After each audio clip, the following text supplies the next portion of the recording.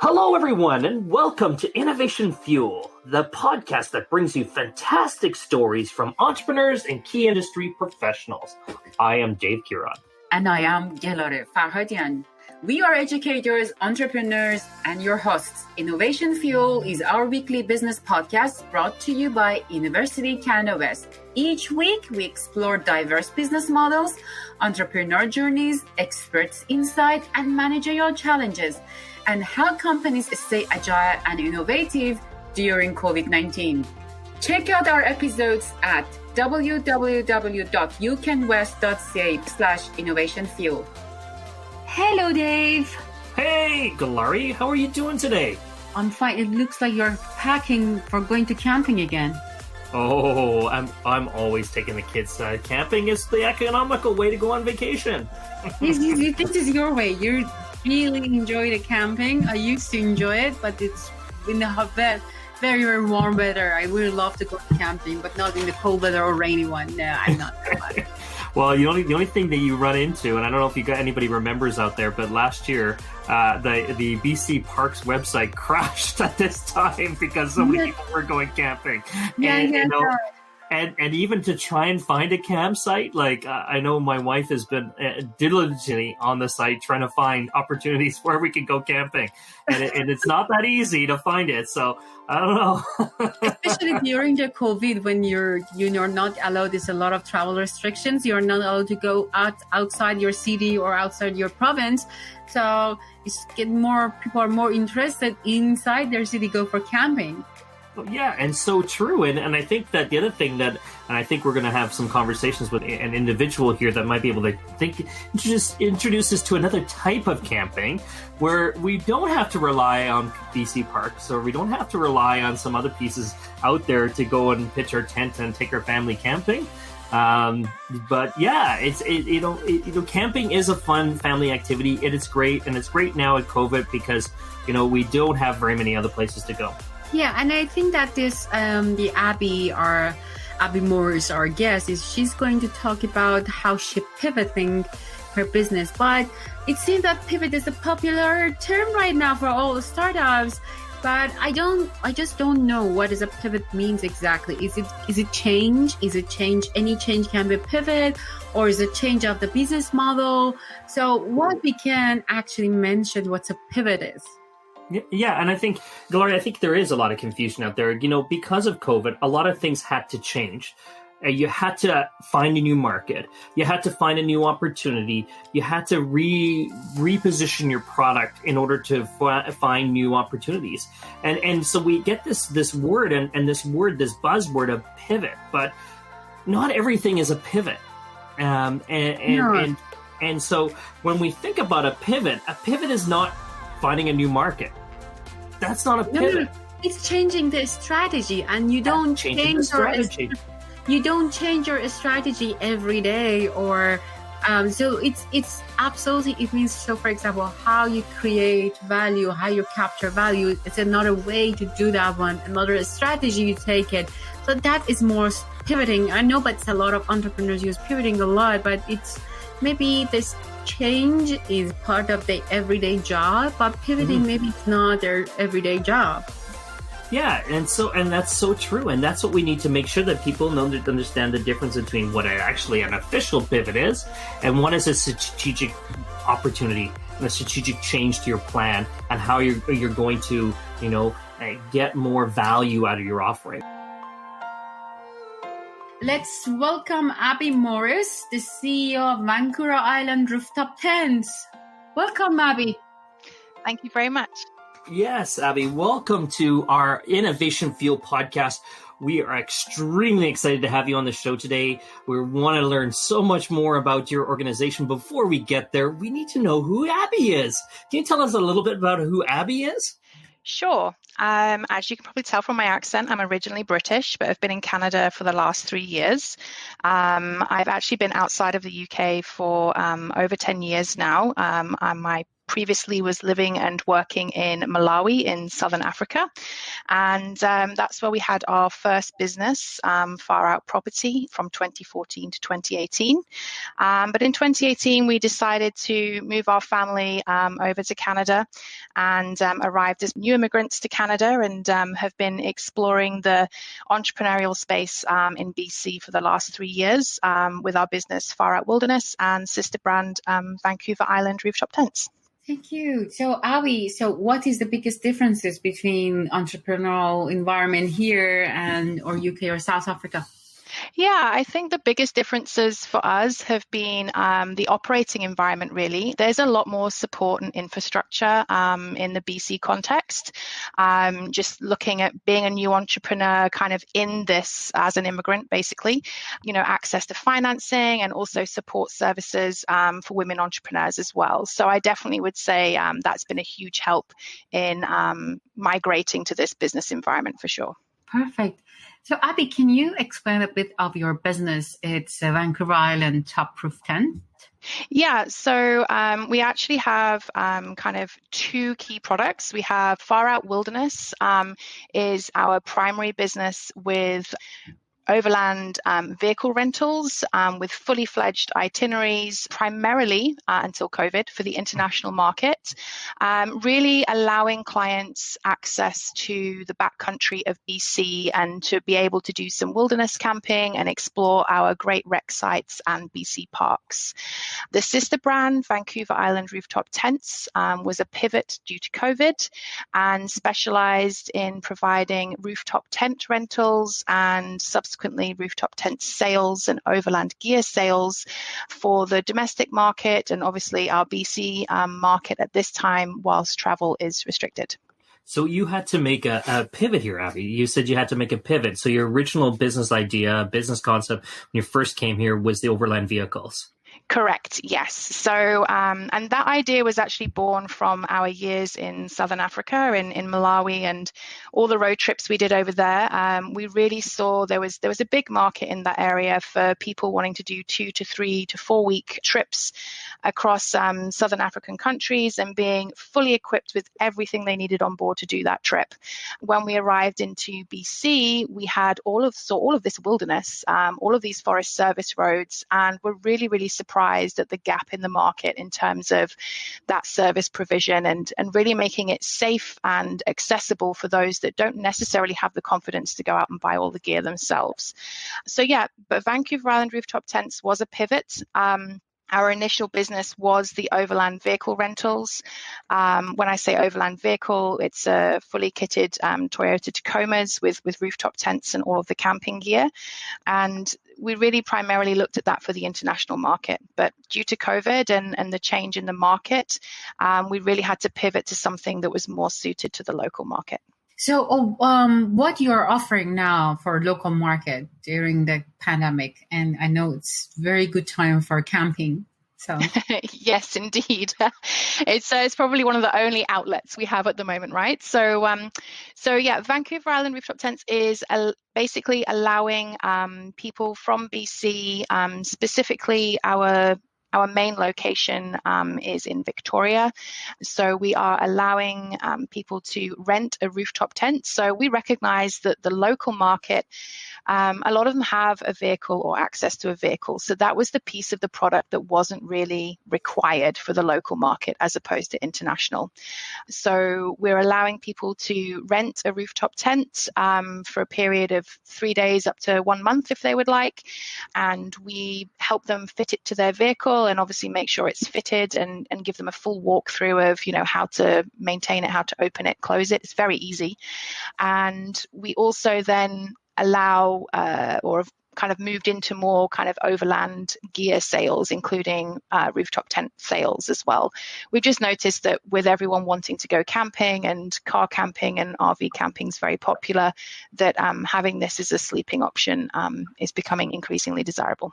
But this is not everybody that's going to go for a rooftop tent. This is a unique market even in itself, isn't it?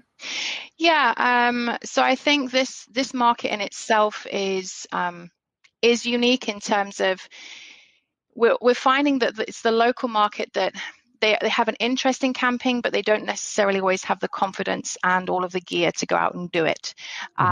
So a lot of our kind of sales really is not just so much about the product, it's about our experience and expertise of, traveling in the backcountry, being safe in the backcountry, how to navigate, and good places to go. And I really think that's part of our experience and expertise that we offer. And those conversations, it is about the tent or it's about the gear, but it's also building those relationships with clients and customers as well. So I would want to a bit focus on your operations side. Sure. First of all, I just want to say your daily routine for operating this business. Yeah, well, operations currently look quite different to what we had actually anticipated being in year 3 of operations. We, for financial reasons with COVID, took the decision that, both myself and my husband, it's a family-owned and operated business. We're both in full-time employment at the moment and running both of these brands. So needless to say, it's busy, and there's a lot of passing of the buck from one to the other, should we say, in terms of operations between us. Day-to-day operations at the moment, with travel restrictions being in place still. With Far Out Wilderness, we currently only have the one vehicle. We're looking at doing 2 vehicles over the summer, but we're obviously waiting for those restrictions to lift. So that's operations for Far Out Wilderness. For Vancouver Island Rooftop Tents, we're getting a lot of inquiries in at the moment. So fielding a lot of customer and client questions and inquiries and viewings of tents, which has been quite challenging as well because we don't yet have a retail operational space. So we're actually offering a service where we go and meet the client at their location or wherever they would like to meet us, and we take the vehicle with the tent on and can do a full tour of the tent and kind of conversation that way. So what is the production cost for you mostly? Because you own all your gears and your vehicles, right? You own all of them. Yes, currently. So we will, with Far Out Wilderness, we're moving to a slightly different model. The first vehicle and all of the gear we own. So that's obviously quite asset heavy with the vehicle costs and the like. But moving forward, we'll be looking at leasing vehicles for a short-term period. So we've found a business that does commercial lease for a 4 to 6 month period.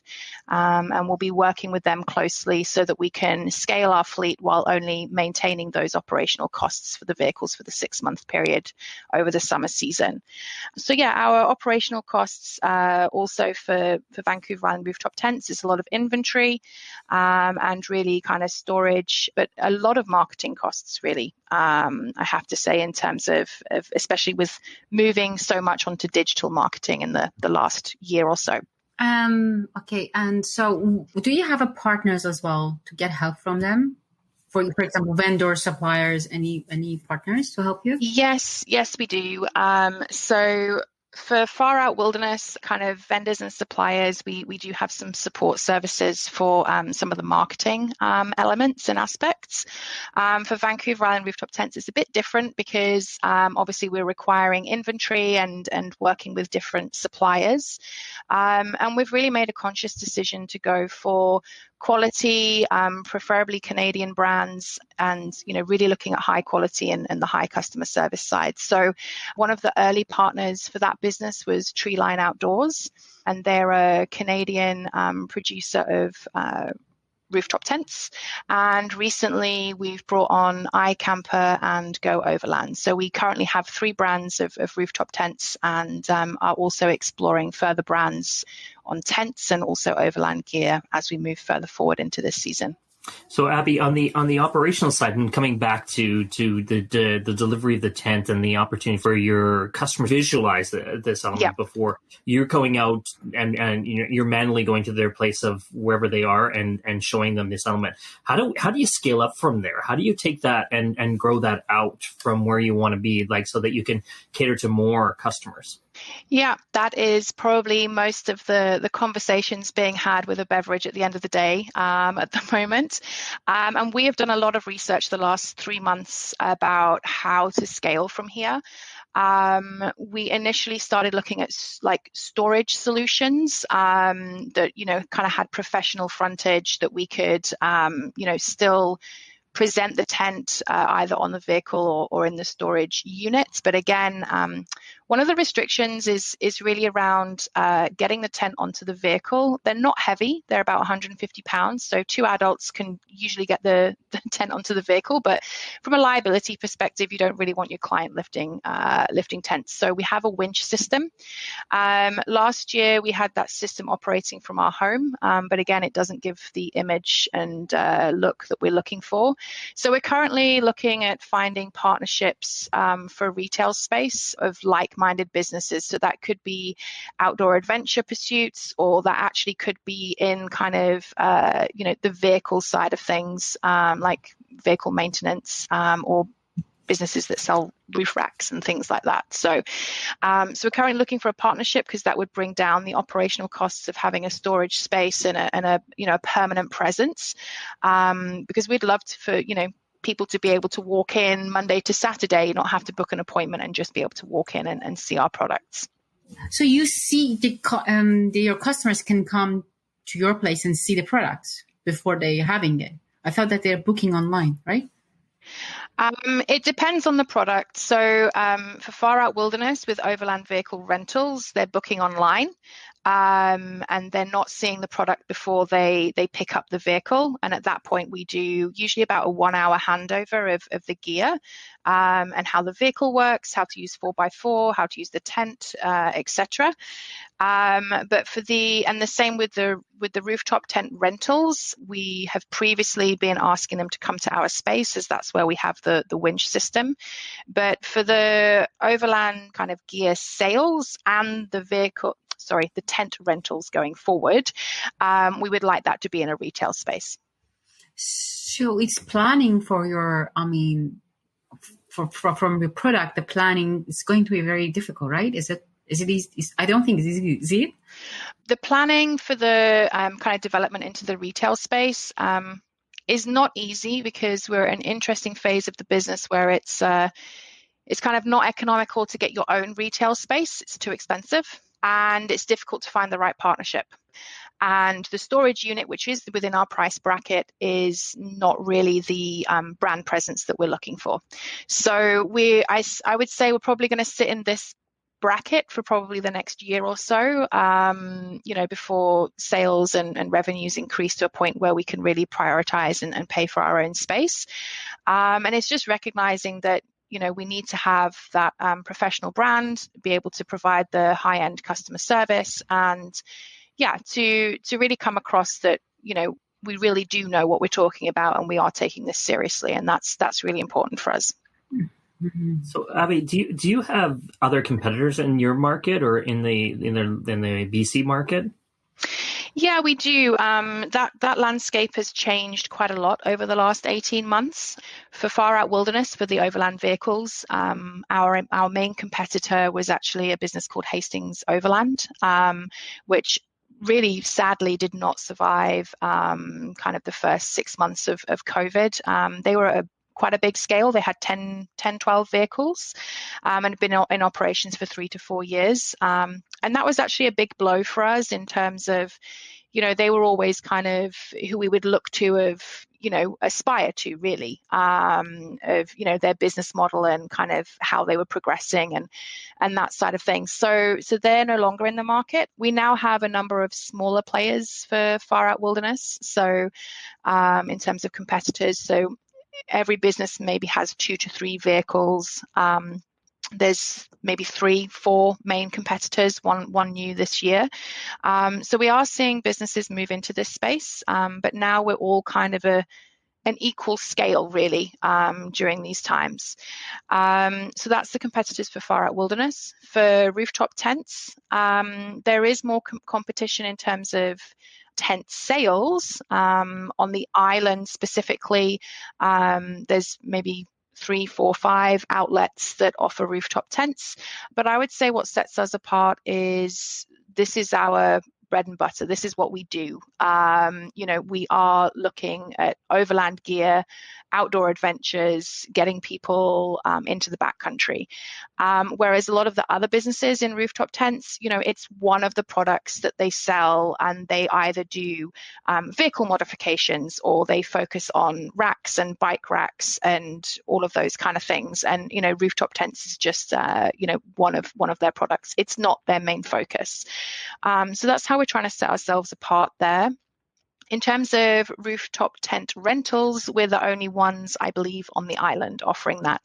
And the conversion rates actually between, it's a big investment. I mean, the most expensive tent we have for sale now is close to $5,500. The cheapest one is around 2,500, say. So it's an investment to make. And we really find that these clients like to really see and use the product. So having the rental option beforehand has done great jobs in conversions, in terms of people then deciding they want to buy, or actually in repeat clients of, I don't want to invest in buying, I'm only going to use it 3 weekends a year, I'll just rent from you for those 3 weekends. So that's been really great. So you're building a very successful customer journey, because with the rentals that leads into further purchasing and building that relationship with your customer. Correct. Yeah. And that's really been the aim. And I would say also, even on the vehicle rental side, we've really strengthened the business model by having local clients. Post-COVID, hopefully we will keep and expand those local clients and also have the international clients. So we have a diversified market base, really, which is great. And I don't think we would have had that without COVID. That wouldn't have been our focus. The other thing we're finding is, word of mouth is starting to take part, and people, for the local clients at least, we're getting repeat customers for the same rental. And then it's like, well, this time I want to do a trip with my friends, or I want to bring my family, or, can we have a second or a third vehicle? Or this household has a vehicle, they just need the tent, but we need the vehicle. So we're kind of able to service and really, I feel like we're involved in their holiday planning. For some of these repeat clients, they're coming to us being like, we've got a week, what should we do? And we're going to invite our friends. And it's just nice. It's really nice to get involved with those clients and, and feel on first name terms and, share and hear about their experiences, really. So what you're doing in terms of ensure that the product you rent and coming back is still they're not damaged. So is there any policy you have for? Yeah, we have. So it's a little bit different, obviously, depending on what you're renting, but essentially we have a rental policy agreement.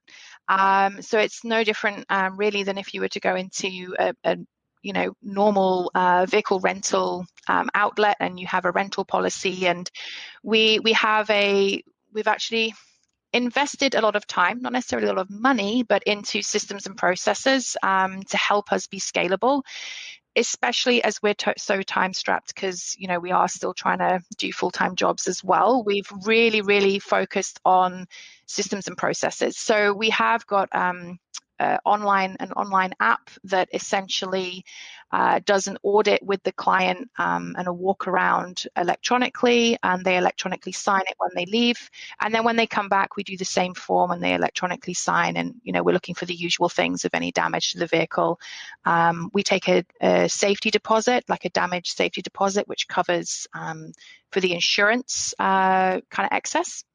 And our vehicles are fully insured for backcountry adventures as well. So, and that's really sets us apart from other providers, especially in the RV space, where off-road driving or gravel road driving, like you're not allowed off paved roads. And that's completely against what we're about. And we want people to be off-road and really exploring safely on those Forest Service roads. So because you said that you're doing a lot of time, you're spending a lot of time to improving your process. What is the next step for improving your process? What do you think you need to see and improve in terms of process? It's always continuous improvement, right? For us, there's a few things. We've really been focused on the client journey. So we overhauled the website mid last year for Far Out Wilderness, that is, and invested in getting a full booking system up and running. So that was the primary focus, and then during the handover process, we focused on obviously digitizing and having all of our rental agreements electronic and online. The next steps really, I would say, is around the marketing and streamlining a lot of what we do on the marketing side of things. Using tools that allow us to kind of get our social media posts, scheduled and planned for the month rather than doing them ad hoc, and moving in that direction.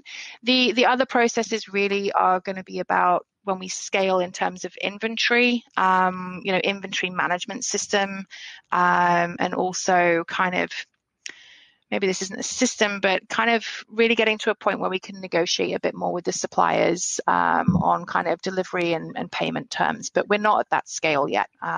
We need to be at a bigger scale to be able to do that. So Abby, this has been an enlightening conversation, and we love what you're doing and you're trying to achieve. And I want to ask one more question, then I want you to throw out a challenge to our audience. But the question I just want to ask you about is this pandemic and this COVID element. How has it changed you, and how has it changed your business model in a positive way? Wow, that's a big question. It's changed us and our business model substantially. On a personal level, I don't think, in Malawi, we took a lot of no's before we would get a yes on something. But having that resilience really of being told no and not accepting it, and having just that perseverance and determination, sometimes I would say stubbornness, just to keep going. Even if you're getting told no, you just keep getting told no until someone's going to tell you yes. And I have to say that, we have had a mentor from Futurepreneur that I really need to give light to here, because having someone in your corner during this time, and just having one person not to say no to you and say, you're not crazy, you're doing a good job, you've just got to keep going, don't give up. And having someone in your corner who's not your family, right? Because they're always going to tell you that, but someone with business acumen that you really respect has been fantastic. In terms of a business perspective, yes, our business is a smaller scale currently than what I think it would be without COVID, but it's way more robust. And if we can survive this, honestly, it's confidence building that if your business in tourism can survive COVID, your business can survive when travel is allowed. And the demand will be there, and it's a case of kind of really plugging away at scalability and marketing and brand presence, really. So when things do start to open up, people can see you there and can see that you've got 3 years of experience behind you, and it's credibility, really. It's I wouldn't wish it on my best friend, but I would say, what doesn't kill you makes you stronger, right? And it's definitely been that for us, and it's been a hell of a ride. Yeah, absolutely. So Abby, how the student or anyone or our audience can approach you? How they can find you? Oh, yes. We have 2 websites. We have faroutwilderness.com and Vancouver Island rooftoptents.ca. Those are our 2 websites for, obviously, one for the vehicle rentals and the other for the rooftop tents.